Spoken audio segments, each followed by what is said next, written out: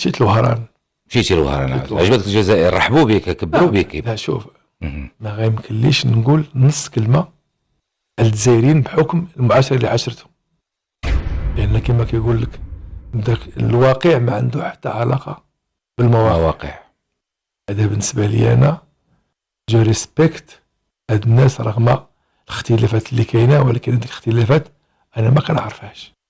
انا داكشي اللي عشتو ما غيمكن لياش نقول شي حاجه خايبه في يعطيك الصحه. لا المعقول الاصل هما لا المعقول هو هذا. امور اخرى بعيده عليا ما كنعرفهاش.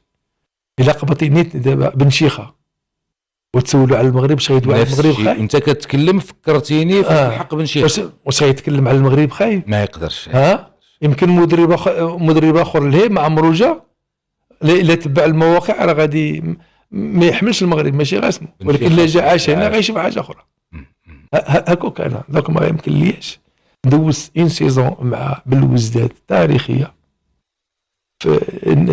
كما قلت كي نخلص عليها وما طلع ليش بداك الشكل. مع وهران كانوا مشاكل ديال 3 ديال المكاتب. كيفكروني في السبعينات او الثمانينات الكره ديال المغرب. هاد ولا يلغي بالغاء مكتب خدام مكتب كيحفر والاخر كيوجد داك الشيء انا ما نقدرش عليه، وما جيت تما باش نصادع مع عباد الله. زيد حوايج وزدت بحالاتي. رجعتي للبلاد؟ رجعت بحالاتي للبلاد.